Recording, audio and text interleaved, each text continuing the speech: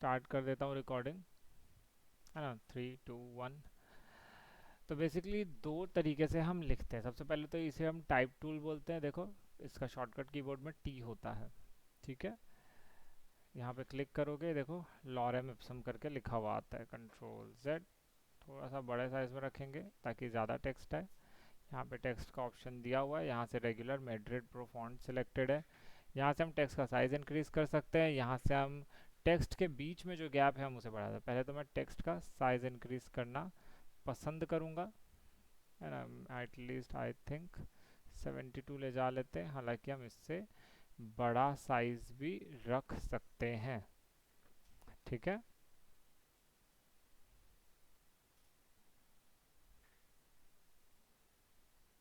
ठीक, control press करेंगे size बड़ा करने के लिए, ठीक है।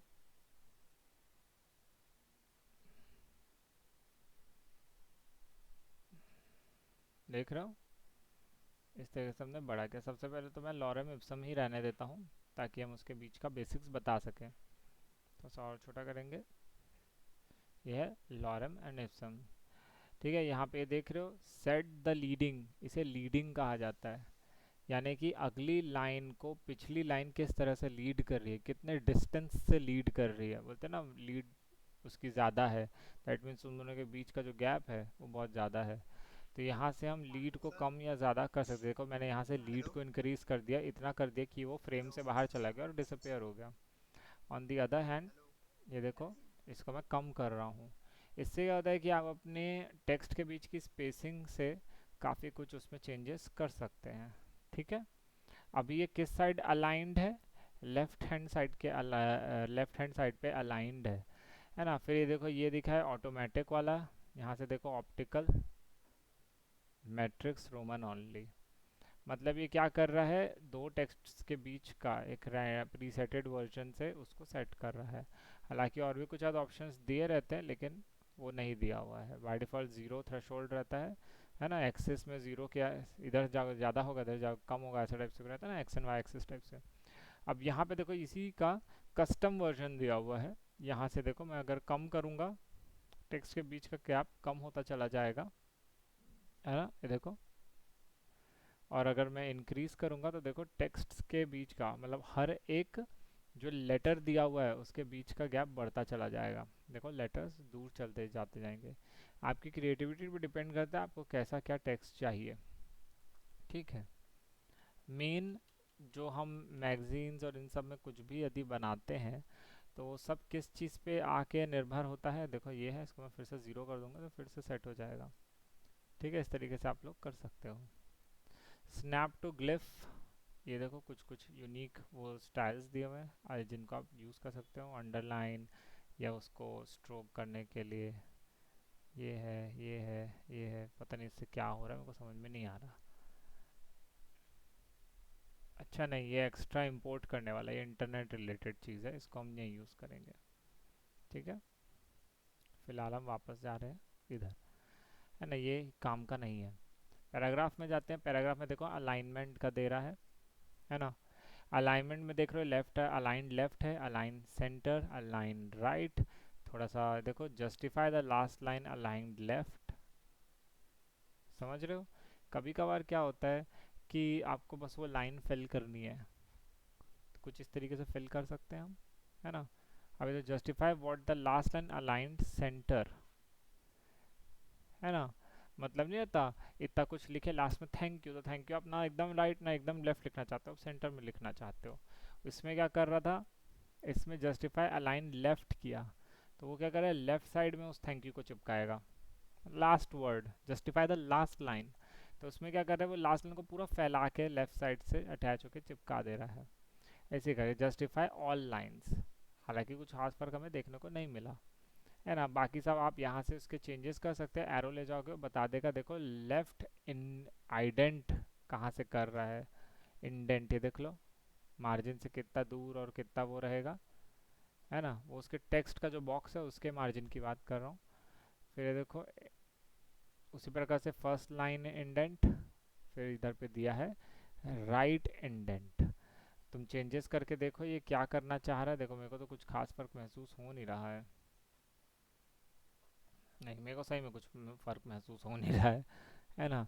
तो इसको हम छेड़छाड़ ना ही करें तो बेहतर होगा, है ना। ज़्यादा हम इसको इस पे ज़्यादा चेंजेस कर सकते हैं, क्योंकि हमको उसी से फ़र्क पड़ता है। टेक्स्ट में आप जब आप इन डिज़ाइन में जाओगे तो आप टेक्स्ट रिलेटेड ज़्यादा मैनिपुलेशन करोगे तो ज़्यादा बेटर होगा। ठीक है, उसी प्रकार से आप ये देखो, open type figure, default figure tabular lining दे रहा है। मैं चेंज करने को कर रहा हूँ, शायद ये वाला फॉन्ट में उतना फीचर प्रोवाइड नहीं करता है, नहीं दिया हुआ है। Default positioning, superscript, subscript, numerator, denominator.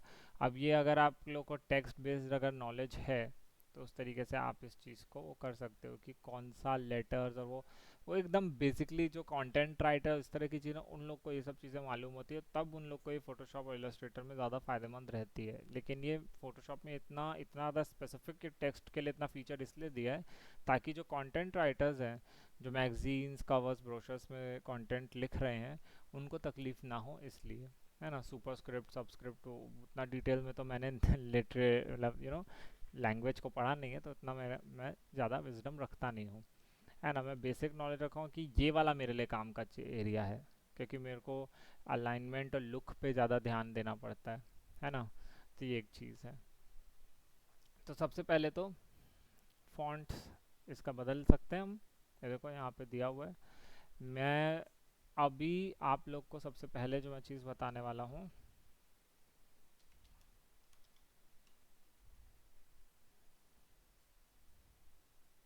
Serif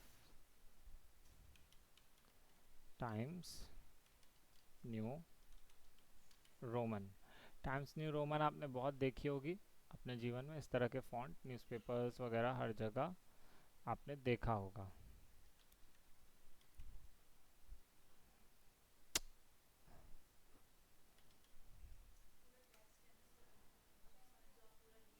हम्म,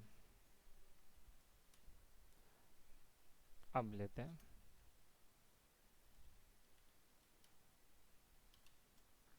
सेरिफ। सेरिफ क्या होता है ना।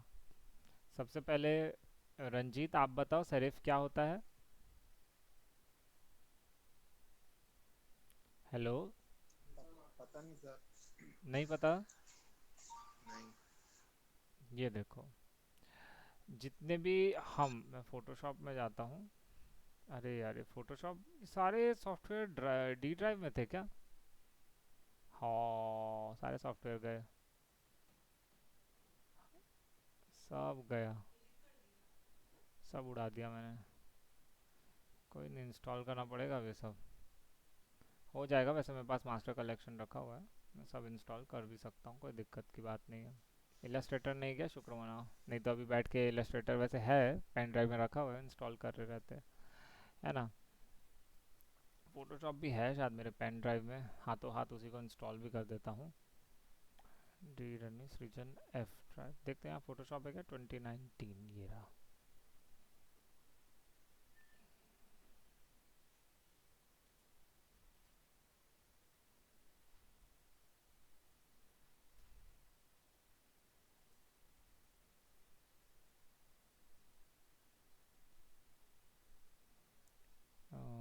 कंटिन्यू, कंटिन्यू, हो जाएगा इंस्टॉल थोड़ी देर में।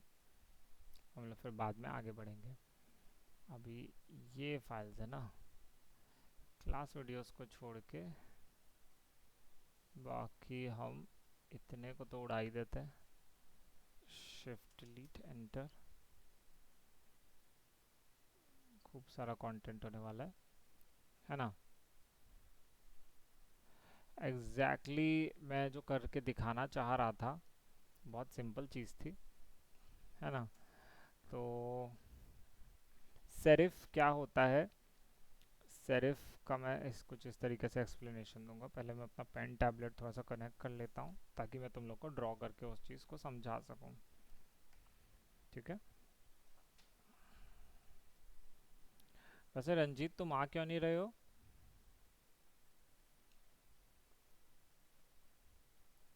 हेलो।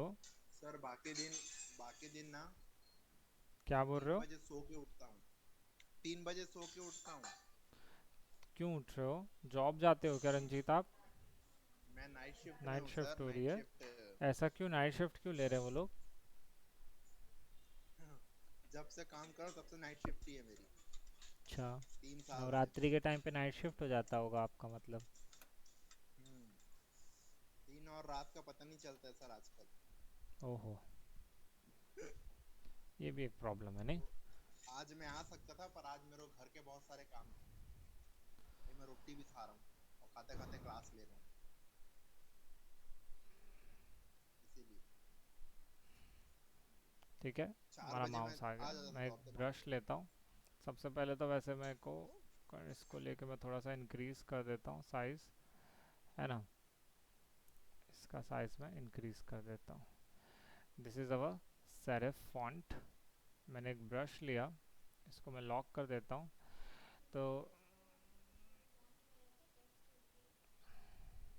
क्या कहना चाह रहे हो? ये टाइप टूल देख रहे थे? टाइप टूल से मैं कहाँ गया?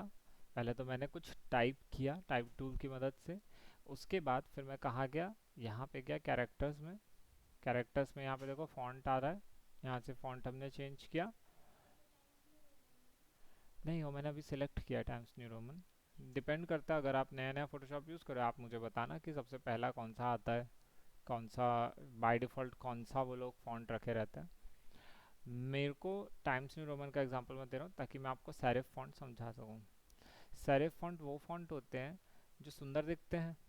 सुंदर कैसे दिखते हैं? किसी भी चीज़ को सुंदर करने का तरीका ये होता है, ये देख रहे हो लाइन के बगल पे ये सेरिफ फॉन्ट में आपको ये देखने को मिलता है। आप कैसे पता लगाओगे कि कोई फॉन्ट सेरिफ है या सैन सेरिफ है? तो आप सबसे पहले सेरिफ का मतलब जो शब्द है, सेरिफ का मतलब होता है काइंड ऑफ एन इंडेंटेशन, जिस तरीके से वो एक कर्विकल इस तरीके से वो देते हैं। इसको मैं अच्छे से एक्सप्लेन करता हूँ। सबसे पहले हम सेरिफ फॉन्ट को गूगल में सर्च करके देखते हैं। मैं ही खोल लेता हूँ, SERIF सेरिफ फॉन्ट, एंटर दबाऊंगा। तो some popular example of serif typeface are Times New Roman, देखा है ना, गैमरॉन्ड एंड जॉर्जिया। ये सब फॉन्ट्स आप लोगों ने देखे ही देखे होंगे, जॉर्जिया नाम से ये सब फॉन्ट्स होते हैं। अब ये देखो, इसने बहुत प्यारा सा एग्जांपल दिया हुआ है सेरिफ और सैन सेरिफ का, देख रहे हो? सेरिफ फॉन्ट में ये क्या होता है, क्यों होता है, कभी आपने मन में सोचा है? क्या मकसद है इस तरह के फॉन्ट्स को क्रिएट करने का, बताओ। हाँ, ये सुंदरता होता है इनका, मेन मकसद ये होता है कि सुंदरता होता है। पुराने ज़माने में जब आर्टिस्टिक वक्त चल रहा था तो लोगों को चीज़ें सुंदर दिखाने का बहुत शौक था। पुराने ज़माने में रेनेसांस पीरियड जिसे कहा जाता है ना? तो उस समय ये हुआ था कि लोगों को कैलीग्राफी का उस समय चलन चला था। तो कैलीग्राफी में लोगों को वो क्या बोलते, एकदम एक स्ट्रोक्स देने होते थे। तो उस समय क्या होता था कि शुरुआत शायद यही रेनेसांस और इस्लामिक पीरियड से ही चालू हुई थी कैलीग्राफी चालू करने की, है ना? एक समय में जब कहा गया कि सिंस हम भगवान का रिप्रेजेंटेशन नहीं बना सकते या मूर्ति या कुछ ऐसा नहीं बना सकते, तो दे आर लाइक बड़े क्रिएटिव तरीके से अल्लाह और 786 और उसको एकदम सुंदर सी बारीक हैंड राइटिंग में लिखा जाता था। तो उससे क्या होता था कि serif in the sense without with strokes का सेरिफ स्ट्रोक्स, तो वो एक स्पेसिफिक वर्ड है सेरिफ। तो सबसे पहले तो देख लेते हैं। तो what is the best serif font? No serif font, तो व्हाट इज़ इसके आगे लिखना बहुत आवश्यक है, WHAT, what is a serif font, है ना? वैलिड सवाल है। Serif font are usually used in lengthy text such as books, newspaper, and most magazines, and are the most commonly used print type style due to perceived. In typography, serif is a small line or stroke regularly attached to the end of a large stroke in a letter or symbol with a particular font or family of fonts. है ना? A typeface of font family make the use of serif. तो ये क्यों हुआ, कैसे हुआ, ये इसका हमको जानना है टाइपोग्राफी में। तो मेन वही मैंने बताया लोगों को। ये ये जो होता है ना सेरिफ जो होता है, ये काइंड ऑफ बहुत क्यू सुंदर दिखता है, एक एलिगेंस आता है, आंखों को सूदिंग लगता है देख के। क्योंकि जब हम आम नॉर्मल टाइम पे ऐसे लिखते हैं ना हाथ से, तो बहुत ना हम इस तरीके से ऐसे स्ट्रोक्स नहीं देते उनमें। क्यों नहीं देते? क्योंकि अगर हम देते बैठे रहेंगे ना टाइम लग जाएगा, है ना। तो सेरिफ फॉन्ट तब क्या होता था कि जब भी कोई उपन्यास या कुछ उस समय हाथों से लिखे जाते थे, उस समय प्रिंटर्स एग्जिस्ट नहीं करते थे। तो उस समय एक मैनेजर होता था और उन सब के एम्प्लॉयज़ होते थे जो मास प्रोड्यूस जब करते थे, तो वो लोग बैठ के लिखा करते थे, और उनका जो मैनेजर था वो देख रहा होता था कि ये लोग टाइपिंग मतलब स्पेलिंग मिस्टेक तो नहीं कर रहे। तो उन लोग की हैंडराइटिंग बहुत अच्छी हुआ करती थी। लेकिन वो क्या होता था कि सेरिफ का ये जो आइडेंटेशन है, ये एक लेटर को दूसरे लेटर से अलग करता है ना। ये जो एस का ये जो स्ट्रोक आपने देखा, यस मैम, तो ये जो आप, अरे वाह, गुड आफ्टरनून।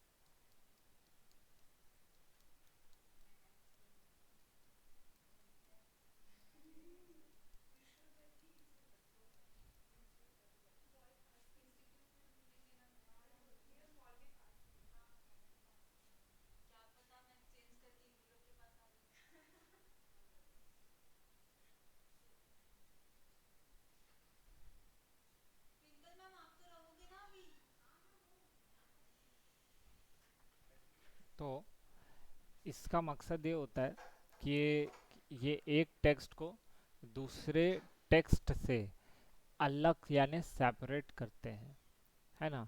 जब भी आप देखना न्यूज़पेपर, जो पुराने न्यूज़पेपर है जो क्लासिक ट्रेडिशंस फॉलो करते हैं, वो लोग कैसे टाइप करते हैं, एक बड़ा सा लेटर लिखा होगा सैन सेरिफ में और उसके बाद छोटे छोटे अक्षरों में होता है ना। काइंड ऑफ एक लुक क्रिएट करता है।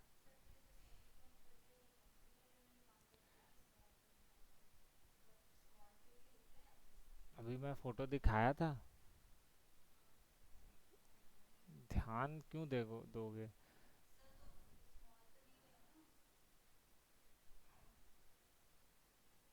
दिख रहा है? ये स्मॉल लेटर है ए का। ये देखो ये सैन सेरिफ है इसके बगल पे। देखो सेरिफ और सैन सेरिफ में क्या अंतर है ना। तो यही होता है डिफरेंस। सेरिफ और सैन सेरिफ में बहुत सिंपल डिफरेंस होता है। इसके इम्प्लीकेशंस क्यों है, क्या है, हिस्ट्री के से हमें जानना ज़रूरी है, क्योंकि ये जो चीज़ है ये मॉडर्न और पुराने स्टाइल्स के बीच में होने वाले संगम वगैरह वाली चीज़ों को रिप्रेजेंट करता है। और इसका हमारे आँखों और हमारी हर चीज़ से लेना देना है। हर चीज़ जो जो हम बेसिकली, जब आप किसी भी चीज़ को जनता को प्रेजेंट करते हो, तो you will try to connect with them. उस समय क्या था कि लोगों को सिंपल प्लेन हैंडराइटिंग नहीं पसंद थी। तो लोग क्या चाहते थे, लोग चाहते थे कि उन्हें हर चीज़ में आर्ट देखना था।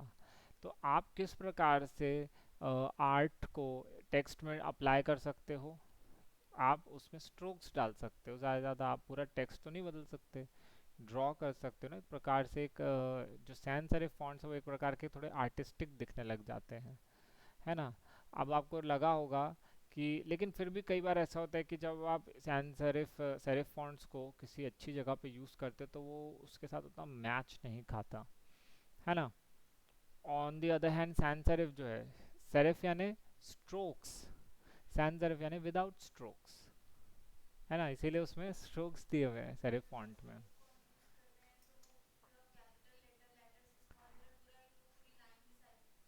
उसके सारे लेटर्स जो होते हैं वो उनमें स्ट्रोक्स होते हैं, चाहे वो बड़े लेटर कैपिटल हो या चाहे स्मॉल लेटर्स हो, ठीक है।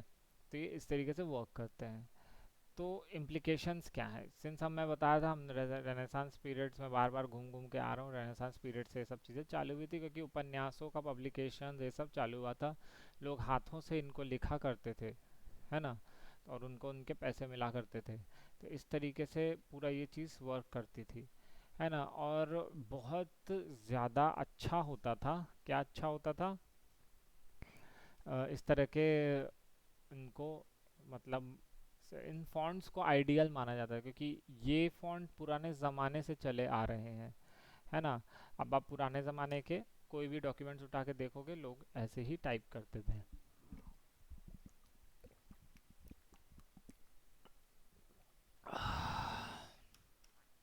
तो सेरिफ फॉन्ट जो है उसका इस तरीके से इम्प्लीकेशंस होते हैं। सेरिफ फॉन्ट बहुत ज़बरदस्त है, अपने में एक लीग है, उनकी अपनी एक क्लास होती है। सेरिफ फॉन्ट में सर अब मैं क्या इलस्ट्रेटर में वो आपको, रहता है क्या, फिल बकेट? क्या बोल रहे हो? इलस्ट्रेटर में फिल बकेट टूल रहता है क्या, तो कलर फिल करने वाला? मैं बाद में बताऊंगा उसको जब हमारा वो टॉपिक आएगा, ओके। अच्छा ठीक। आपको सिर्फ जानना है कि उसमें फिल बकेट होता है कि नहीं होता है। हाँ हाँ, वही जानना है इसमें रहता है कि नहीं बकेट टूल, जैसे उसमें था ना, जब आप ना, फोटोशॉप में। ये देखो यहाँ पे देखो एडिट टूल बार दिया, यहाँ पे जब आप तीन बटन डॉट्स को क्लिक करोगे तो आप यहाँ पे देखो सर्च कर सकते हो कि यहाँ पे आपको वो जो पेंट बकेट टूल जिसको आप फिल बकेट बोल रहे हो वो यहाँ पर है या नहीं है। अगर नहीं दिखेगा आपको तो समझ जाना नहीं है। लेकिन आप ये बताओ, हाँ, to be honest, to be honest paint bucket की ज़रूरत नहीं है क्योंकि वो पिक्सल्स के उन डब्बों में रंग भर देता है। लेकिन ये एक वेक्टर बेस्ड सॉफ्टवेयर है, तो ये तो वैसे भी रंग प्रॉपरली भर ही देता है ना। पाथ जहाँ पे क्रिएटेड है आप उसके पाथ के जो लूप कंप्लीट और पाथ का जो लूप कंप्लीट हो रहा है उसमें हम कलर्स को फिल कर सकते हैं, है ना। और हाँ, मेरे को ना ये ट्विंकल मैम से सख्त हिदायत मिली है कि जो बच्चे अपना असाइनमेंट नहीं देंगे, तो मेरे पास पूरी पावर है, सिर्फ एक बच्चा अगर नहीं देता असाइनमेंट तो मैं सबका क्लास रोक सकता हूँ जब तक वो अपना वर्क ना दे। स्ट्रिक्ट है, स्ट्रिक्ट है। सुबह से पता संडे के वजह चढ़ता है वही काम। स्ट्रिक्ट है बट जस्टिफाइबल है ना। और ताकि तुम भी उसको हकाल सको कि देख तेरे कारण हमारी क्लास रुक रही है। हाँ,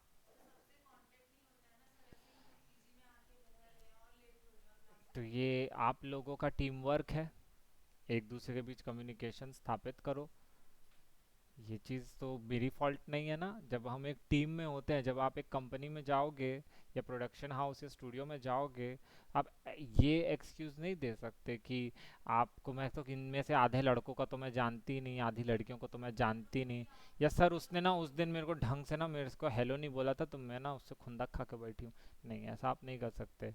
यू हैव टू, अगर देखो हमारे बैच में भी कौन कौन है, आपके पास किसी का नंबर नहीं होगा, आपके पास उनका नंबर है जो आपके प्रीवियस बैच में थे, या फिर उनमें से भी सबका नंबर नहीं होगा। But it is up to, Shanti, 2 minute. हाँ तो हाँ, ये हमारी रिस्पॉन्सिबिलिटी है कि हम सबका नंबर रखें। ग्रुप में जाओ, इलस्ट्रेटर वाले ग्रुप में तो सब ऐड ही हैं, सबका नंबर ऐड कर लो, है ना। अभी वत्सल और उमेश नहीं आ रहे हैं। अभी एक वो पतला सा एक लड़का, एक और एक आता था हमारा, शिवम जी, वो भी नहीं आ रहे हैं, है ना।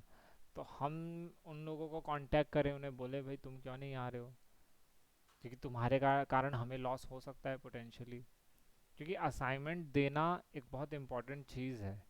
आप में से शोरील किसी की भी जाती है तो वो बहुत अच्छी होती है, अच्छी बात है कि नहीं। और जब आपको एक टीम असाइन की जाती है किसी प्रोडक्शन हाउस या किसी स्टूडियो में, तो आप ये तो नहीं बोल सकते ना कि सर ऐसा ऐसा है रीज़न, देयर इज़, मतलब ना कंपनियों में, बड़ी कंपनियों में वो सब आपके लिए सिर्फ इतना एक्सक्यूज बन के रह जाते हैं फिर, है ना। असाइनमेंट तो सभी का चाहिए, क्योंकि मूवी तो ऐसा तो नहीं कि 1 सेकंड जो इसको दिया गया था, एक 1 सेकंड में 24 फ्रेम्स होते हैं ना, 24 ड्राइंग्स होती हैं, तो तभी जाके तो मूवमेंट महसूस होता है। एक जन ने 1 सेकंड का भी वर्क अगर नहीं बनाया तो ग्लिच आ जाता है ना। 1 सेकंड का भी ग्लिच आ गया तो बहुत बड़ी बात होती है ना। तो आप लोग एफर्ट नहीं करते, you have to become a team, you have to create a team work, है ना। वो आप कैसे करते हो वो आपके ऊपर है ना। जैसा कि मैं अभी टॉपिक में बता रहा था, सेरिफ फॉन्ट जो होते हैं उनमें स्ट्रोक्स होते हैं, इनका क्या बोलते हैं, एंशंट इम्प्लीमेंटेशन ये है कि ताकि टेक्स्ट हमारा सुंदर दिख सके। हमारा सुंदरता का इससे कैसे लेना देना है, हम इस चीज़ को जानना चाह रहे हैं। तो इसके लिए हिस्ट्री में आप लोग किसी दिन आराम से बैठ के इस पे पूरा रिसर्च कीजिएगा कि सेरिफ और सैन सेरिफ, सिर्फ फॉन्ट्स के बारे में। इसका मतलब ये नहीं कि आप लोग 10 घंटे तक लगे पड़े रहो कि अलग अलग फॉन्ट्स को आप डाउनलोड करो या देखो, क्योंकि अनगिनत अमाउंट ऑफ फॉन्ट्स एग्जिस्ट करते हैं। लेकिन आपको कैसे पता चलेगा कि किसी मैगजीन या किसी भी कवर्स या किसी भी चीज़ के लिए कौन सा फॉन्ट आइडियल होता है। टू बी ऑनेस्ट, ये आपकी आर्टिस्टिक फ्रीडम पर निर्भर करता है, लेकिन ये आपका विजन पे भी डिपेंड करता है कि आप किस तरह की चीज़ के लिए वो चीज़ बना रहे हो। क्या वो चीज़ बहुत पुरानी है, क्लासिक चीज़ है, सालों से चली आ रही है, तो आप उसके लिए सेरिफ फॉन्ट यूज़ करेंगे। कोई चीज़ मॉडर्न है, न्यू है, क्योंकि देखो सेरिफ फॉन्ट बहुत ज़माने से चला आ रहा है। आज की युवा या आने वाली जो जनरेशन है वो इस तरह के फॉन्ट्स देख देख के बोर हो चुकी है। हमेशा पुरानी चीज़ों को देख के नए लोग बोर हो जाते हैं। तो उन लोगों ने बोला चलो सैन सेरिफ है, सेरिफ का मतलब स्ट्रोक्स होता है, चलो स्ट्रोक्स ही गायब कर देते हैं। क्या बन गया, सैन सेरिफ, यानी नो स्ट्रोक्स, है ना। सैन सैन यानी बिना होता है, बिना स्ट्रोक्स के। तो इस तरह से हमें क्या मिला, टी फॉर टाइप टूल, अरे दादा, है ना। तो इसको मैं पकड़ लेता हूँ, कैंसिल। अब सेरिफ की जगह हमने क्या कर लिया, CALIBRI,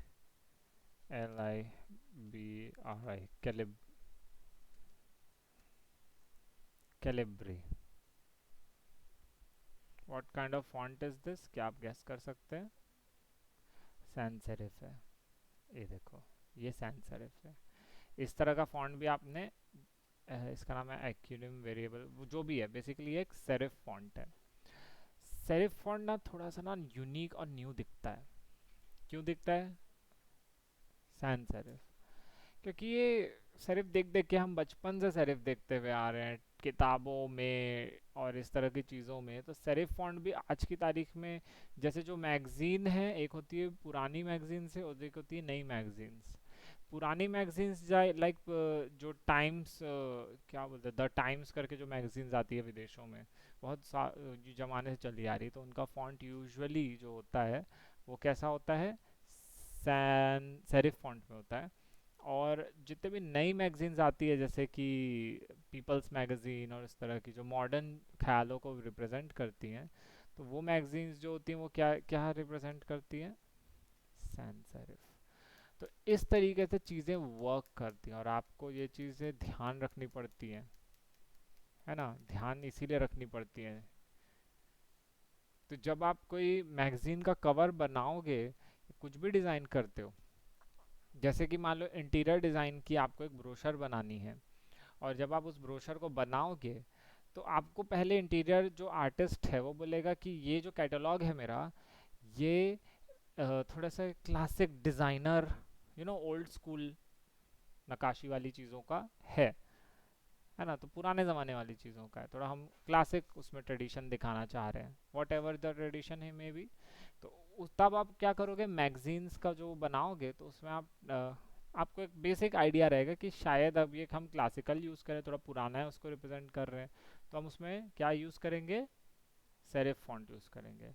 वहीं अगर वो बोलेगा कि नहीं ये तो हम एकदम मॉडर्न इंटीरियर डिज़ाइनर और ऐसा वैसा करके बनाए हैं, तो वो वाले के लिए आप कैसा ब्रोशर बनाओगे, आप सेरिफ फॉन्ट्स में बनाओगे। इवन दो आप इस रूल को ब्रेक कर सकते हो, आपका फाइनल आउटपुट बहुत सुंदर दिखना चाहिए, है ना। तो ऑन दी अदर हैंड हम इस तरह जाते हैं, इसको डिलीट कर देते हैं, ठीक है। इसको मैं ओपन करता हूँ, अब ये देखो मॉडर्न डिज़ाइन, देखो पूरा सेरिफ फॉन्ट पे लिखा है, लेकिन ये क्या है, मॉडर्न डिज़ाइन है। क्यों, ये देखो इसने ऐसे किया। अब ये सर देखो मैं सेरिफ और इसको नॉन जूम सेरिफ में करता क्या हूँ, फर्क है? बोलो। सेरिफ और सैन सेरिफ में बेसिक डिफरेंस क्या बताए थे? सच सच बताओ रंजीत, कहाँ गए थे तुम अभी। कहीं नहीं गया था सर, मैं क्लास ही ले रहा हूँ, बहुत सारा मिक्सअप हो गया है मेरे को, कभी सेरिफ कभी सैन सेरिफ, तो मेरे को डाउट हो गया। उसको अभी सुनाई नहीं देगा, उसको माइक से सुनाई देगा, है ना। तो देखो सेरिफ फॉन्ट में स्ट्रोक्स, तो सच सच बता, तू नहीं कहीं होते। गया था कि नहीं गया था।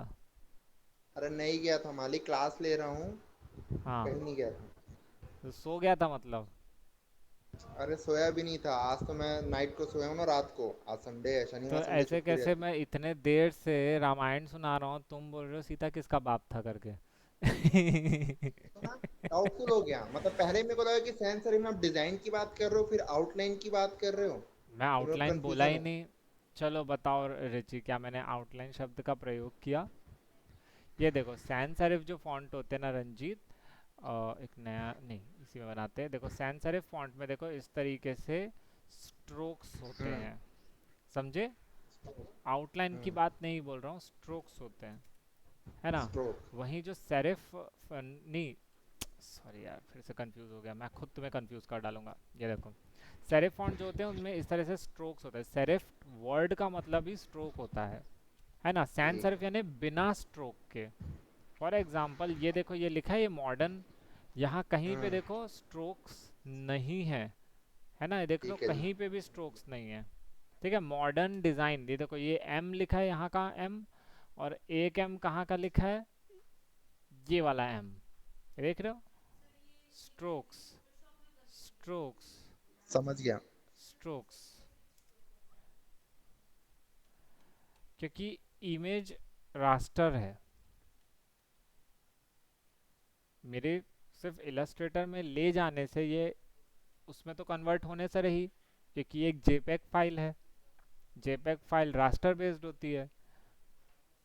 जो फोटोशॉप जो इलस्ट्रेटर में बनती है, जैसे मैंने कंट्रोल एस दबाया, अब मैं किस फॉर्मेट में से देखो, इसमें पीडीएफ दिया है, ईएसपी दिया है, एटीआई दिया है, एसवीजी, एसवीजी जो होता है कोरल ड्रॉ में भी इसको हम ले जाया जा सकता है, एसवीजी फाइल्स होती हैं, और ये देखो एसवीजी कंप्रेस्ड होती हैं, है ना। तो इन इन सब में कहीं पर भी जेपेग आपको नहीं दिखेगा। इसीलिए अगर आप लोग कोई तस्वीर इलस्ट्रेटर में मत इंपोर्ट करना, और अगर कर रहे हो तो उसको हमेशा उसी फोल्डर में एक फोल्डर बना लेना अलग से, और फिर उसी फोल्डर से उसे इंपोर्ट भी करना। बाद में समझाएंगे, बाद में समझाएंगे कैसे समझाएंगे वो भी देखना। अभी जैसे ये देखो, एक चीज़ तो हो गई सेरिफ और सैन सेरिफ के बारे में हमने जाना। सेरिफ फॉन्ट जो है वो पुराने ख्यालों और आर्टिस्टिक नेचर को रिप्रेजेंट करता है।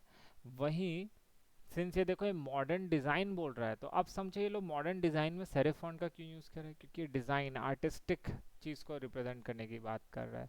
मेन ना टेक्स्ट का आप लोग को इम्प्लीकेशन देखना पड़ेगा, और आप लोग एक समय के बाद आपको टेस्ट समझ में आ जाएगा कि किस तरीके से वो डिज़ाइंस वर्क करते हैं। जब आप आपके विजुअल आपके ना माइंड में ना वो लेआउट्स छपने लग जाएंगे कि अच्छा इस डिज़ाइन से भी तो बना सकते हो, इस डिज़ाइन से भी बना सकते हो, है ना।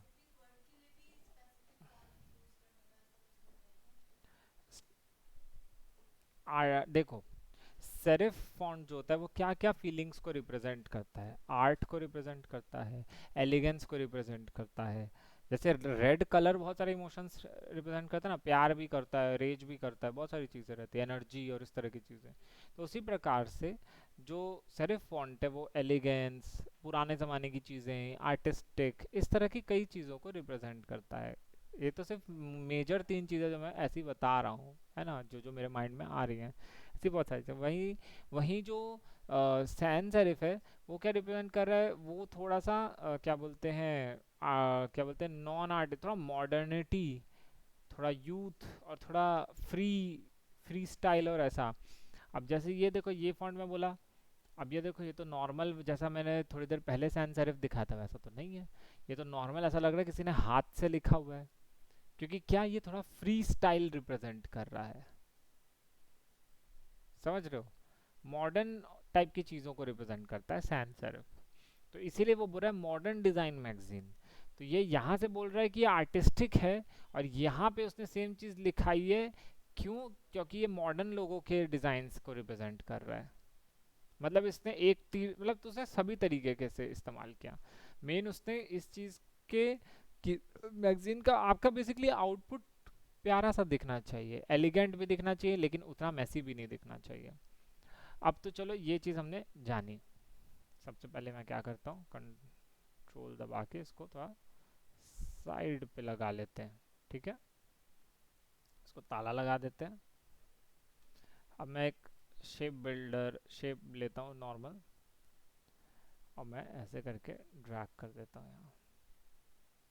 कितना गया ये? एटलीस्ट इतना गया है, ठीक है। यहाँ पे गए, ड्रॉपर टूल, अरे यार इससे अच्छा ड्रॉपर टूल ले लेता हूँ, ठीक। इसको मैं लॉक लगा दिया।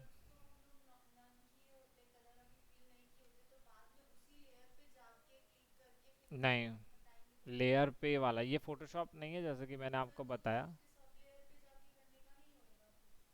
क्या?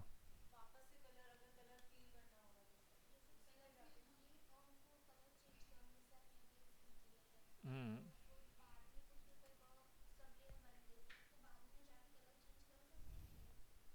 हाँ बिल्कुल किया जा सकता है। अब ये देखो, अभी तो मैं फिर उस हिसाब से फिर मैं रेड वाली लेयर पे हूँ, है ना। मान लो मैं अभी रेड वाली लेयर पे हूँ।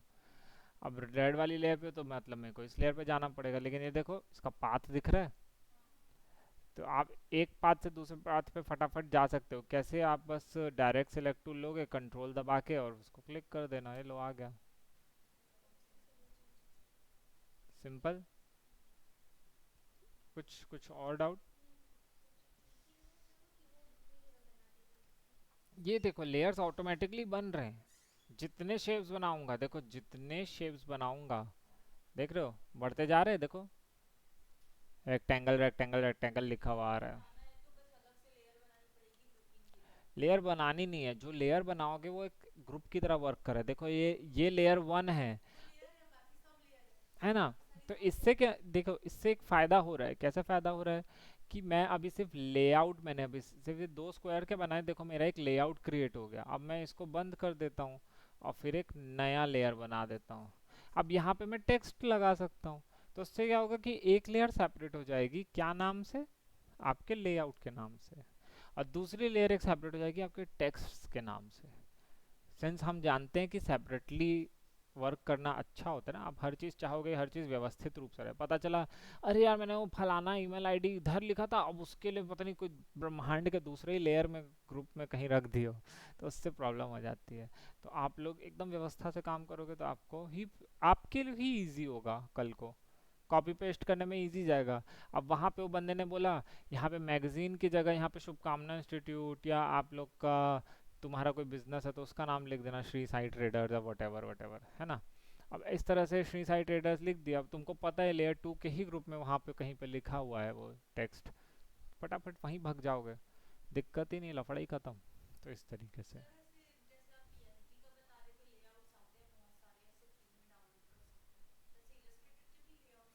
आपको बिल्कुल आराम से मिल जाएंगे। हाँ बिल्कुल। फोटोशॉप में कैसे झंझट है?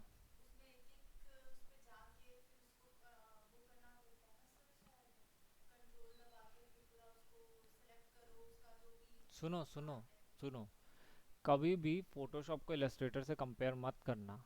फोटोशॉप अपनी जगह बहुत सही है, इलस्ट्रेटर अपनी जगह बहुत सही है।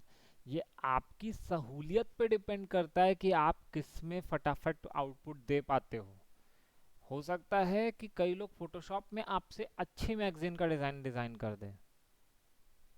ठीक है? तो कभी भी गलती से भी ये मत बोलना कि फोटोशॉप ज़्यादा अच्छा है, या ये बोल सकते हो कि मेरे को इलस्ट्रेटर ज़्यादा अच्छा बनता है इन काम के लिए, और फोटोशॉप अच्छा लगता है इस काम के लिए। लेकिन मैं कर दोनों में, करने को आप सब काम दोनों में कर सकते हो। ठीक है? I don't I don't know much about Corel Draw. Corel Draw usually इसलिए डिमांड में है, कम इंडस्ट्री में अभी उसकी डिमांड इसलिए क्योंकि जितने भी जो डिवाइसेस आते हैं प्रिंटिंग करवाने के लिए, फ्लेक्स प्रिंटर्स और वो यूजुअली एसवीजी फॉर्मेट लेते हैं, और कोरल ड्रॉ स्पेसिफिकली उनके लिए बना है। तो यूजुअली क्या होता है कि जितने भी जॉब डिमांड और इस तरह की चीज़ें आती हैं वो लोग इसमें करते हैं।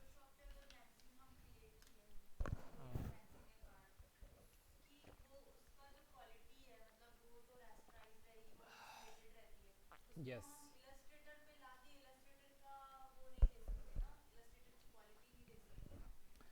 देखो मैं बताता हूँ, फोटोशॉप से एक्सपोर्ट की गई फाइल को आप पीएनजी फॉर्मेट में यहाँ पे ला सकते हो। वैसे पीएनजी फॉर्मेट और जेपेग फॉर्मेट वो फोटोशॉप के हैं, है ना?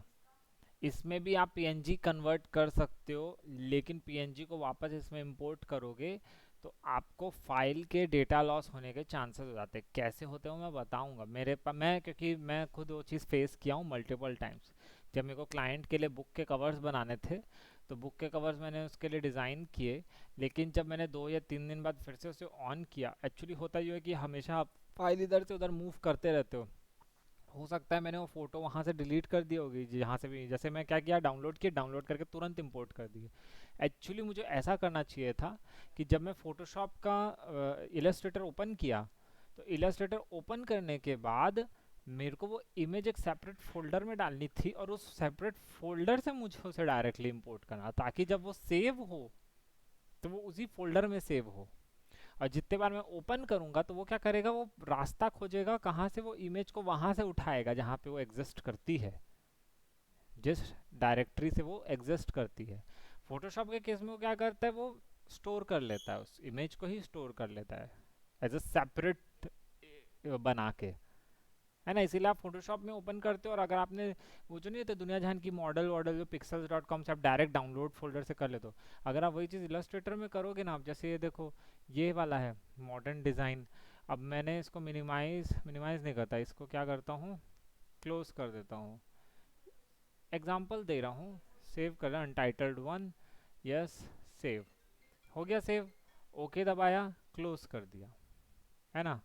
अब मैं क्या करता हूँ, डाउनलोड्स फोल्डर में जाता हूँ, इसको ओपन करता हूँ, ये है ना ये, इसको मैं ना ले जाके डी ड्राइव में पटक देता हूँ। कंटिन्यू। ठीक है?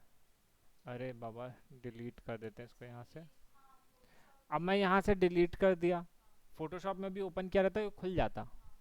अब मैं वही चीज़ अब इलस्ट्रेटर में ट्राई करता हूँ, देखते हैं अब क्या क्या होता है। मेरे को ऐसा लग रहा है कि शायद कुछ दिक्कत आएगी अभी। सबके अपने अपने फीचर, वो वेक्टर बेस्ड है ना, वो वेक्टर बेस्ड है, वो उसका वेक्टर। अब ये देखो, ये है, अब इसे ओपन करते हैं, ये देखो देखो तुरंत आ गया। Could not find the linked file magazine layout design dot P N G, choose replace to select the file और ignore the leave the link. अब वो जो इमेज जो जेपैग या पीएनजी जो मैंने डाली थी, ये उसे खोज नहीं पाया, वो क्या किया, वो डाउनलोड वाले पाथ में गया, कि वो उस फोल्डर में सेव था, वहां से डायरेक्ट उठाना चाह रहा था। दैट मीन्स वो कभी भी किसी जेपैग फाइल, पीएनजी फाइल, ऐसी फाइल जो आपने इंपोर्ट की है इलस्ट्रेटर में, तो वो उसको उसके पाथ से उठाता है। फोटोशॉप के केस में वो उन्हें अलग से स्टोर कर लेता है। ठीक है, गॉट इट। तो इसीलिए अब वो बोल रहा है कि या तो आप उस इमेज को वापस वहां पे रखो, या फिर एक काम करो, उसको रिप्लेस कर दो किसी दूसरी इमेज से। तो अगर मैं रिप्लेस दबाऊंगा तो पहले तो वो बोलेगा वो इमेज को सिलेक्ट कर ले, तो अब मैं क्या करूंगा, इधर डी ड्राइव पे डाला था ना, ये देखो ये रहा, अब मैं इसे रिप्लेस का बटन दबा दूंगा, आ गई वो इमेज वापस। नहीं किया रहता तो नहीं आती, गायब हो जाती, उड़ जाती, दिक्कत हो जाता, इग्नोर करता तो दिक्कत हो जाता। नॉर्मल, हाँ हाँ हाँ, इलस्ट्रेटर के डॉक्यूमेंट में सेव किया था, बट उससे आपको प्रॉब्लम हो जाती ना। तो मैं यूजुअली फिर मैंने एक प्रैक्टिस चालू की। मैं हमेशा क्या करता था, प्रोग्राम को क्लोज करने से पहले, यानी डिज़ाइन बना लेने के बाद, मैं पहले उसे पीएनजी में एक्सपोर्ट कर लेता था। जो मेरा आउटपुट, फाइनल आउटपुट बना है, उसे मैं पीएनजी में एक्सपोर्ट कर लेता था। बाद में तो मैं उसमें कुछ भी चेंजेस कर सकता हूँ। इलस्ट्रेटर की फाइल आप पीएनजी में एक्सपोर्ट कर सकते हो, वो आपको इसका फीचर देता है। पीएनजीज के लिए ही पॉपुलर है इलस्ट्रेटर, पीएनजीज के लिए फेमस है।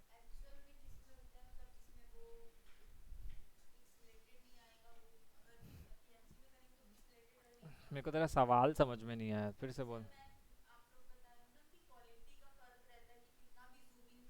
हाँ, पीएनजी में करने के बाद वो पिक्सेलेट हो सकता है, पीएनजी में करने के बाद, लेकिन तू उसका कितना भी बड़ा रिजोल्यूशन में प्रिंट करवा सकती है। फोटोशॉप में वो अपने कैनवस साइज से बड़ा नहीं प्रिंट हो सकता, समझी। इलस्ट्रेटर में तू उसका बड़ा सा फ्लेक्स भी प्रिंट करवा सकती है, बड़ी बड़ी साइज की, है ना, स्काई स्क्रैपर साइज की बिल्डिंग में भी प्रिंट करवाने के लिए। तो ये एक फ्रीडम है, क्योंकि वो एक वेक्टर बेस्ड है, वो शेप का एल्गोरिदम समझ के रखी रहती है। फोटोशॉप में, हाँ, तो मैं बोला ना, तो समझी ना, दोनों अपनी जगह अच्छे हैं, वो अपनी जगह फ्रीडम भी प्रोवाइड कर रहे हैं, और लेकिन उन्हीं की वो, सुन रही है ना, अब जैसे ये बात हो गई, एक बोलते हैं ना कि ऊंट की कुबड़ होती है।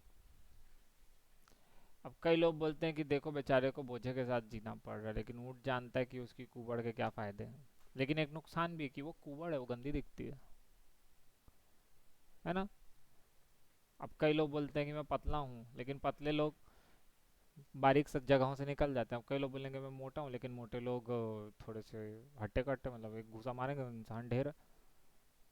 कई चीज़ों के फायदे और नुकसान वाह, दोनों हैं। वाह। अरे रे रे रे, क्या का थोड़ी। तो फोटोशॉप और इलस्ट्रेटर को तू बार बार ना, बार बार तुम ऐसे कंपेयर मत करवा।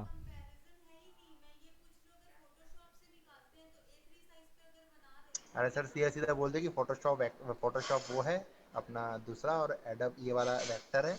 इसमें फटता नहीं है कोई भी में, जिसमें फट जाता है। और बोलो उसके बाद बार बार मत पूछो वही चीज़।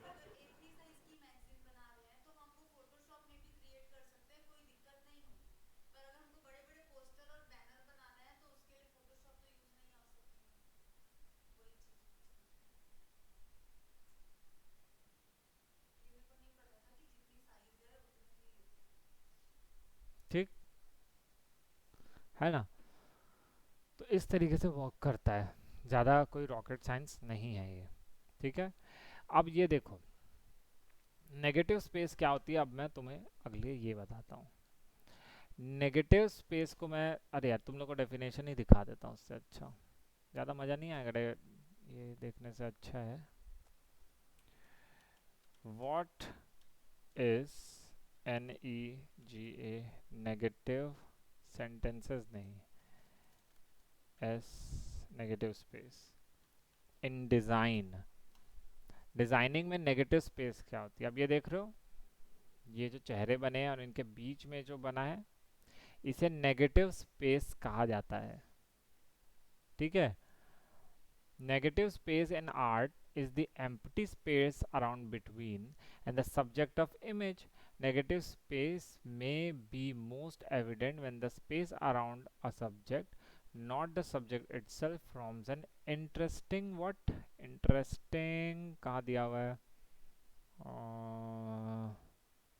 बाप रे कहाँ पे था हम लोग, it may also be evident on the subject itself, हाँ, तो forms an interesting or artistically relevant shape, and such space occasionally is used to artistic effects the real subject or an image। ये देख लो, अब ये जो बंदा किसी ने बोला मेरे को आई फॉर इंटेलिजेंट नाम से बनाना है, लेकिन उसने क्या किया, उस नेगेटिव स्पेस का सदुपयोग करके उसने दो फेसेस बना दिए। आप इस तरीके से भी चीज़ों का इस्तेमाल कर सकते हैं। मैगजीन्स में इसका इस्तेमाल कैसे हो रहा है देख रहे हो, ये देखो, ये और ये बीच में वाइट स्पेस।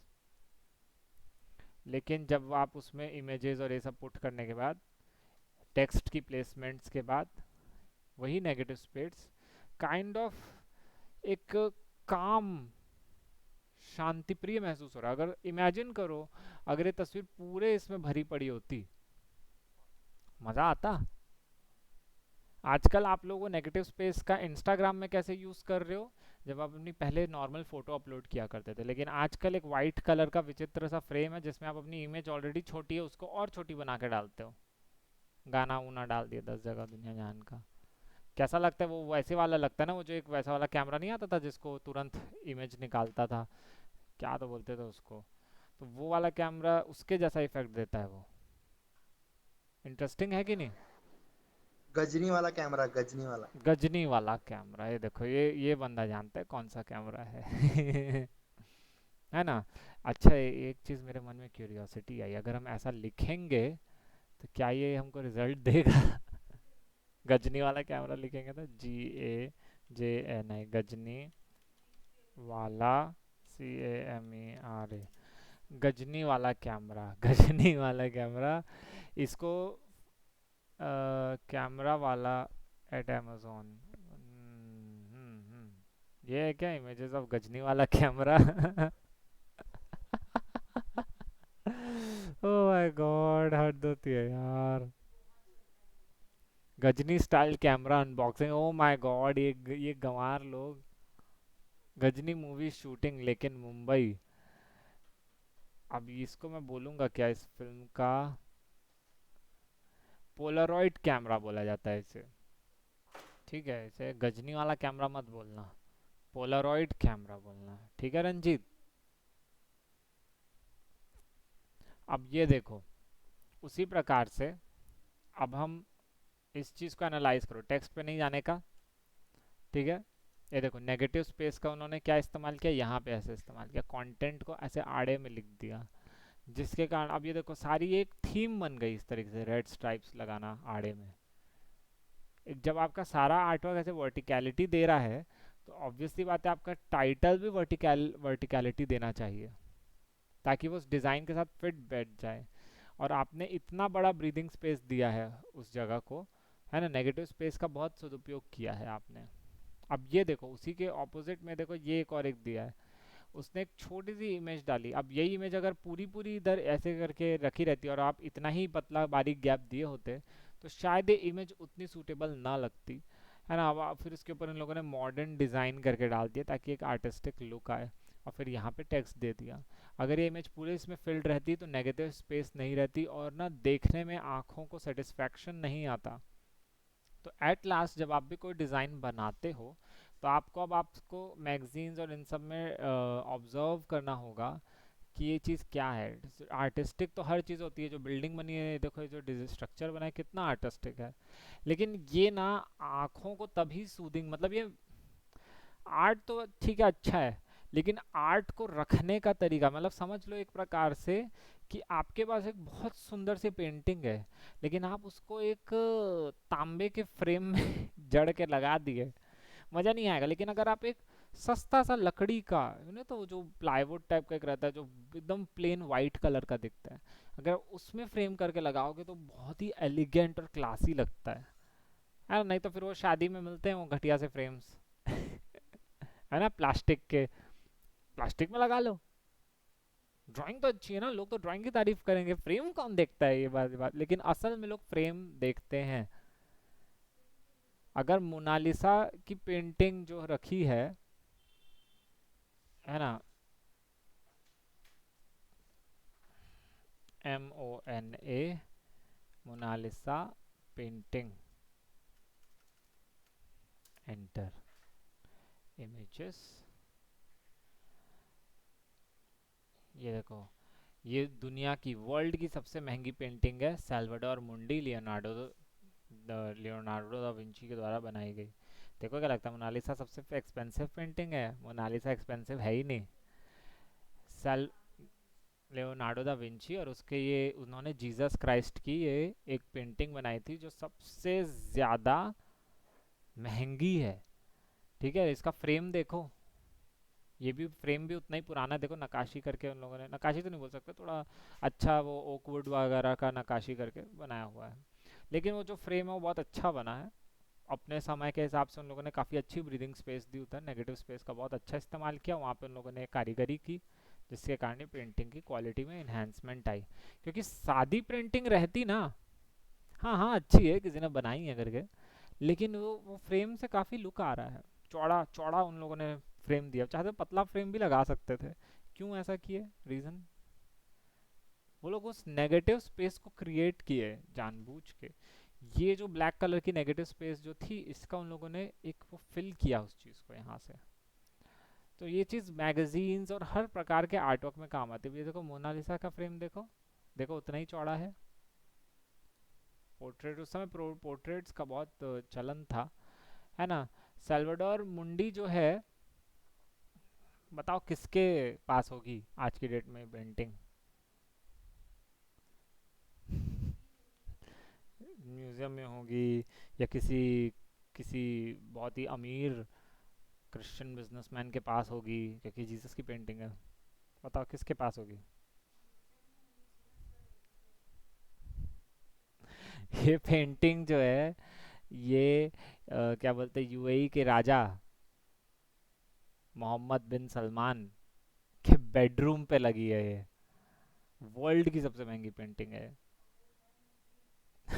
मुस्लिम मुस्लिम राजा हैं, लेकिन वो इसलिए नहीं खरीदे, वो आर्ट को समझते हैं। नहीं तो मोनालिसा की म्यूजियम में है। मोनालिसा एक प्राइसलेस पोजेशन मानी जाती है, लेकिन है नहीं, उसका उतना औकात नहीं है मोनालिसा का। सल्वाडोर मुंडी वैसे, उसमें भी तो इस्लामिक लोग भी ईसा नबी को बहुत मानते हैं। यीशु मसीह क्रिश्चियंस लोग बोलते हैं, इस्लामिक में ईसा नबी बोला जाता है। मसीहा को वो लोग नबी कहते हैं, इट्स लाइक एनलाइटेंड पर्सन, शायद ऐसे ही कुछ रहता है ना नबी का मतलब। नबी मतलब मैसेंजर होता है। हाँ तो हम्म, नहीं नहीं नहीं, उन्हें मसीहा बोला जाता है क्रिश्चियनों में। मस आई मीन आई मीन हम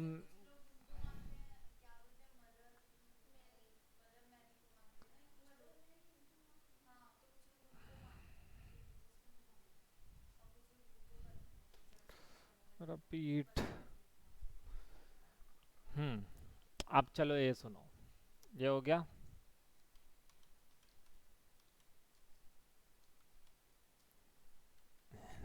देखो कितने लोगों ने सर्च किया होगा फिर। सबसे पहले तस्वीर देखो, फिर उसका प्राइस सर्च करो। 450 अरब रुपए। ठीक है, मतलब देखो उसका फ्रेम भी बदलते रहते हैं लोग समय समय पे। ये देखो ये वाला फ्रेम, मज़ा नहीं आ रहा ना? हाँ, द वर्ल्ड प्राइजिएस्ट पेंटिंग सल्वाडोर मुंडी में बी लियोनार्डो दा विंची ब्ला ब्ला ब्ला। ये देखो ये है, इनके पास है। ठीक है, इनके पास है, तो बहुत बड़ी बात है ये। क्यों ये इतनी महंगी है, कभी मन में सोचो? दुनिया की पहली पेंटिंग थी क्या ये जो इतनी महंगी है? हाँ, बहुत महंगी है भैया। अब ये आप लोग बताओगे मेरे को, ये आप लोग का असाइनमेंट है, मेरे को बताना कि ये पेंटिंग्स क्यों इतनी महंगी होती हैं। मोनालिसा और इस तरह की पेंटिंग, ऐसा क्या ही है इनमें जो ये लोग इतनी महंगी हैं? या फिर मैं क्लास के आखिर में बताऊंगा। फिलहाल मैं नेगेटिव स्पेस का सदुपयोग कैसे करना है वो मैं दिखा रहा हूँ, देख रहे हो? अब से ये तुम लोग का टास्क है कि कोई भी मैगजीन कवर्स ऑनलाइन में भर भर के पड़े हुए हैं, कुछ भी उठाओ, उसको देखो, परखो, माइंड में बसाने की कोशिश करो, या उसको सेव करके रख लो। कल को जब आप इतने सारे रेफरेंसेस रखे रहोगे, जैसे ये इस तरह की तस्वीर को ले लो, मान लो इस तरह की तस्वीर अगर आप इस तरह से एक फोल्डर बना लो, इसमें मैगजीन कवर्स के लेआउट्स की तस्वीरें रख लो खूब सारी, है ना। पीएचडीज डाउनलोड करते हो ऑनलाइन में, फ्री इनके लेआउट्स भी मिल जाते हैं, तो फ्री लेआउट्स को भी डाउनलोड कर लो। लेकिन कब तक दूसरों का छापोगे जब तक खुद नहीं बनाओगे? तो आप क्या करो, इस तरह के डिज़ाइंस को याद रखो या उनका रेफरेंसेस सेव करके रखो। जब आपको आइडिया चाहिए होगा, देखो अगर आपको सस्ता क्लाइंट मिलता है, आपको सस्ते में टरकाने को करता है, तो आप लोग उसको बोलो कि जैसे बोलते हैं ना, जल्दी जल्दी चाहिए, कितना रुपए दोगे? तो अगर तुमने बोला कि मैं 1500 लूँगी, कितने देर में देना है, 10-15 मिनट में देना है या 1 घंटे में देना है? तो बोलना मैं 1500 लूँगी या 2000 लूँगी, इस तरह से बोलना। तो बोलना ठीक है ठीक है ठीक है ना। तब आप शुरू से बना सकते हो, इस तरह के रेफरेंसेस खोजो, उनका डिज़ाइन आप ट्रेस करके लगा सकते हो, इवन कलर्स तक यहाँ से उठा सकते हो, है ना। ये आई ड्रॉपर टूल का के लिए बना है, अभी तो मैंने तुम लोग को दिखाया ना। ये तो इमेज उसने इंपोर्ट की, ये उसने इमेज ली। फोल्डर वाला मैंने तेरे को टेक्निक बताया, अभी देखी ना क्या प्रॉब्लम हुई थी, मैंने उसको उस घर से हटा के दूसरी जगह डाल दिया था, है ना। तो वो आपको मेक श्योर करना है कि आप जब भी उसको रखो या किसी को एडोब इलस्ट्रेटर की एआई फाइल देते हो और अगर उसमें इमेजेस एग्जिस्ट करती हैं, तो आप उसको फोल्डर में बना के दो। और फोल्डर में बना के दे रहे हो तो ऐसा नहीं कि वो डाउनलोड फोल्डर से जाके उस इमेज को उठाए, वो उसी फोल्डर से उठाना चाहिए, है ना। तो पहले डाउनलोड कर लो, जिस फोल्डर में आप उस इलस्ट्रेटर फाइल पे काम कर रहे हो उस पे उसको रखो। इलस्ट्रेटर इसीलिए बोलते हैं फोल्डर्स में अपने प्रोजेक्ट्स को बना बना के रखो, चाहे वो फोटोशॉप का हो चाहे जिस भी चीज़ का हो, है ना। ये प्रोफेशनलिज्म होता है। कई बार आप उसको अपने कई बार आप उसको अपने क्लाइंट को अपने प्रोफेशनलिज्म का चार्ज करते हो, है ना। वो आप उसको एक लेआउट बना के दे दिए ताकि वो समय समय पे उसको बदल सके, लेकिन क्या हुआ, वो 10 घंटे तक खोजता रहेगा, अरे यार ये लेयर 1 लेयर 2 लेयर 3 करके लिखा हुआ है। आपको पता है आप लेयर का नाम बदल सकते हो, आप हो सकता है कि आप जहाँ पे फेस है वहाँ पे लेयर का नाम रिप्लेस करके फेस कर, ताकि वो जब समय आने पे फेस को चेंज कर सके, है ना। तो ये आपको, आप उसको कस्टमर सर्विस प्रोवाइड करो। जो लोग लोगो डिज़ाइन करने के 10,000 रुपये लेते हैं, वो लोग सिर्फ ऐसे ही नहीं लेते, वो उनको 5-6 फोल्डर बना के देते हैं, जैसे इसमें इसमें इतने बाय इतने का फोल्डर है, और फिर उस फोल्डर के अंदर उतने बाय उतने साइज़ में एक पीएनजी होगा, एक बिना पीएनजी यानी वाइट बैकग्राउंड के साथ होगा, दो टाइप से देगा वो। फिर अलग अलग साइजेस में आप उसको फोल्डर बना बना के दोगे, फिर उसका एक पीएसडी फाइल दोगे तब, जब वो आपको उसका ज़्यादा और ज़्यादा पैसा दे रहा है और उससे भी ज़्यादा देगा, तो पीएसडी फाइल के साथ आप उसको अलग अलग उसके वेरिएशंस भी दोगे, तो आपके प्रोफेशनलिज्म के भी पैसे लगते हैं।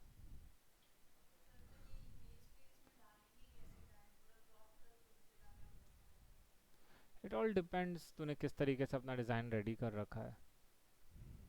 क्रॉप कैसे करना है, इसमें क्रॉप का प्रॉब्लम ही क्या है? For example, listen listen listen listen listen listen, अब ये देखो, ये बना है, ये मैंने एक और एक शेप लिया, यहाँ से यहाँ तक का पूरा बना दिया, है ना। वाइट कलर है, गलती से किया हूँ, उसको माइंड मत करो। अब ये देखो, हाँ, ये लेना, ड्रैग करके इधर ले जा ले।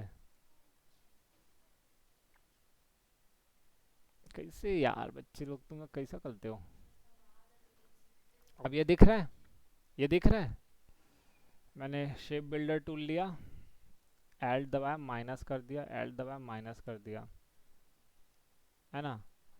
अब ये देखो रेड और वो चला गया यहाँ से, है ना, यहाँ से गायब हो गया। अब ये खोखला बस ये बस रह गया है ना। फिर से रेक्टेंगल टूल लो, यहाँ से यहाँ तक जाओ, ये लो। अब एल्ट प्रेस, नहीं, आई ड्रॉपर टूल लो, यहाँ से पुट कर दो, है ना। फिर मैं एक और एक रेक्टेंगल लूँगा, यहाँ से यहाँ चला गया। वैसे इसकी ज़रूरत नहीं है, वैसे इसकी ज़रूरत नहीं है। क्या? अभी मैंने उनको डिलीट कर दिया ना, शेप बिल्डर से मैंने उन्हें कट कर दिया वहाँ से, है ना। आई ड्रॉपर टूल से इसको भी कलर कर दिया मैंने, ठीक है। अब मैं क्या कर रहा हूँ, ये जो फ्रेम बना था इसे लॉक कर देता हूँ, रेड वाले को भी लॉक कर देता हूँ और ग्रे वाले को भी लॉक कर देता हूँ, है ना। अब मैं क्या करूँ, एक इमेज इंपोर्ट करनी है इंटीरियर की, है ना। INTERIOR, interior, DESIGN, interior design. Inter मार देता हूँ, वैसे कुछ भी लिख दिया हूँ मैं। इमेजेस, हालांकि वो समझदार है, उसको मालूम है मैं क्या खोज रहा हूँ, है ना। कोई भी एक अच्छा सा इंटीरियर, नहीं यार ये पूरा फट जाएगा। सफ़ेद वाले ज़्यादा अच्छा दिखेगा ना, वाइट कलर का, क्योंकि हम लोग थोड़ा उसी थीम में। Open image, new tab. अरे वाह, बहुत छोटी इमेज है। बेडरूम का देखते हैं। अनस्प्लैश से छोड़ना, क्या आ जाता है जब इधर दिख रहा है तो। ओपन इमेज, न्यू टैब, ये है ना, सेव इमेजेस, सेव, ले जाओ इलस्ट्रेटर में, लाके पटक दो, कंट्रोल प्रेस करो, यहाँ पे मैं इसे डाल दिया। हाँ, तू देखते जाना। अब ये जो लेयर है इसको मैं उठा के, अब ये देखो, अब ये जो है इसको उठा के मैं यहाँ पटक दिया। नहीं, थोड़ा सा ऊपर, यहाँ नहीं, यहाँ पे भी नहीं, यहाँ। और एक चीज़, अब देखो ये इस तरह से हो गया। अब ये ऊपर लाना है मेरे को। अरेंज, ब्रिंग फॉरवर्ड, एक स्टेप आगे।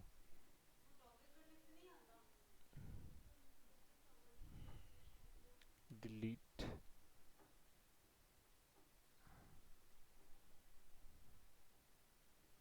देख रहे हो, इस तरीके से आ गया ये, है ना।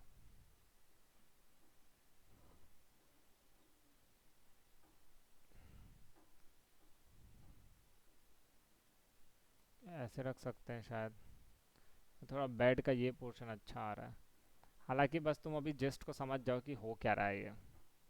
ठीक है, अब तुम चाहो तो इसको शेप बिल्डर से हटा सकते हो।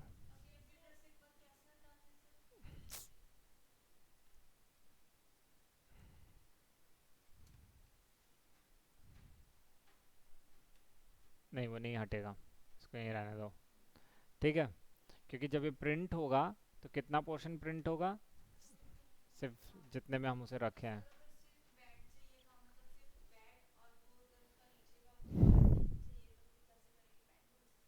नहीं, इमेजेस में आप ज़्यादा कुछ उसमें चेंजेस नहीं कर सकते। ये फ़ोटोशॉप नहीं है, हम जानते हैं। आप ज़्यादा कुछ इसमें बदलाव नहीं कर सकते, आपको इसी तरह से करना पड़ेगा। इसीलिए तो इसमें ब्लीड वगैरह का ऑप्शन दिया हुआ है ना। फोटो इलस्ट्रेटर में ब्लीड वगैरह का ऑप्शन दिया हुआ है ना। हटा सकते हो, लेकिन उसके लिए बहुत लॉन्ग प्रोसेस है। उतने से अच्छा आप इमेज को ऐसे ही छोड़ दो। आपको पता है ना आपका कैनवस में कितना अच्छे से आ रहा है ना। कर सकते हो, ये नहीं बोल रहा हूँ, है ना। थोड़ा सा उसको वो करना पड़ेगा, राइट क्लिक, बहुत सारा चीज़ें रहती है यार इसको करने के लिए। कंछट पगला जाओगे तुम लोग। Isolate selected images, transform, arrange, खूब सारे आइसोलेट कर सकते हो। नहीं नहीं नहीं, ये वाला नहीं, ऐसे नहीं करने का। मेक पिक्सल परफेक्ट कर सकते हो, नहीं वो भी नहीं जमेगा। Add to library, export selection, collect, इसका ना एक प्रोसीजर होता है, स्टाइलाइज या इफेक्ट्स में जाके इमेज को पूरा वेक्टर में कन्वर्ट कर सकते हो। लेकिन वो प्रॉब्लम होती है, इमेज बहुत पैची दिखने लग जाती है कई बार, और ना वो अनरियलिस्टिक दिखती है। तो उससे अच्छा है कि इमेज जैसी है वैसी ही रहने दो, है ना। कभी करना मत ऐसा ज़्यादा टच की। हाँ, फोटोशॉप में तो सब हो जाता है। आप तो देखिए वो क्रॉप टूल और उसका मार्केट टूल से सब उड़ जाता है ना। तो वो तुम लोग कर सकते हो। हम्म।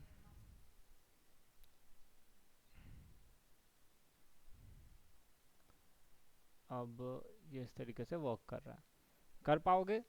नेगेटिव स्पेस का थोड़ा सदुपयोग करो, डिज़ाइंस को रेप्लिकेट करने की कोशिश करो, और आप लोग को पूरा वो चीज़ बन जाएगा, है ना। बनाओगे एक मैगजीन का डुप्लीकेट बनाना शुरुआत में। हाँ सर, बनाएंगे। लोगो, लोगो तो तुम्हारे उसमें है ना, लोगो तो तुम बना ही सकते हो। तुम लोग देखो, तुम लोगों को पेन टूल मैंने बताया है, डायरेक्ट सिलेक्शन टूल्स बता दिया, शेप बिल्डर बता दिया, टाइप बता दिया, ब्रश में ज़्यादा कुछ है नहीं, ब्रश में अभी बताया नहीं हूँ, लेकिन मेन जो चीज़ था शेप बिल्डर, टाइप और पेन टूल, और ये इतने में तुम लोग लोगो और मैगजीन्स बहुत आसानी से बना सकते हो। ग्रेडियंट भी बताया हूँ, ग्रेडियंट का नेटफ्लिक्स वाला वीडियो मैंने तुम सबको भेजा हुआ है, उसको देखना ज़रूर, बहुत अच्छा है ना। ज़्यादा ग्रेडियंट नहीं नहीं, हाँ किया हूँ शेप बिल्डर यूज़ किया हूँ मैं उसमें। देखना ना वो वीडियो, तुम लोग देख लेना, उसे डाउनलोड कर लेना, अच्छा है वो। लोगो भी नेटफ्लिक्स का लोगो बना के दिखाया हूँ ना उसमें तुम लोग को। ए तू रंजीत, तो तू बेहोश रहता है क्या जब मैं तुम लोग को पढ़ाया था ये वाला? क्या चीज सर? वो नेटफ्लिक्स वाला भूल गया जब तू बोल रहा है मेरे को लोगो बनाना सिखाना करके? अरे मैं बोला ही नहीं हूँ लोगो, मैं बोला ये बनाएंगे जो आप ये हाँ हाँ, ये दिखाए हो बनाना ना, डिजाइन अभी। मेरे को डराया मत कर तू। मैं तो बनाऊंगा ना सर, लोगो मैं बोला ही नहीं हूँ। वो मेरा वॉल्यूम आप नीचे रखे हो ना, इसी कारण कम सुनाई दे रहा होगा उसमें। नहीं, सबको सुनाई दे रहा है, तू क्या बोल रहा है? तो मैं लोगो देखो नहीं बोला हूँ, पूछ लो, मैं ये बोला कि हाँ ये वाला बनाएंगे ऐसे करके। चलो ठीक है, कोई दिक्कत नहीं। ठीक है। हाँ, माइनस आने से कट होता है, एल्ट प्रेस करो तो प्लस जो रहता है माइनस हो जाता है, ठीक है। हाँ, नॉर्मल में अगर आप ऐसे करके ड्रैग करोगे उसको, तुम देखना वीडियो देखना, समझ में आ जाएगा वाला, है ना। ज़्यादा कोई टफ नहीं है वो, है ना। ठीक है, याद रहेगा। आज हम इतने का तक ही रखते हैं।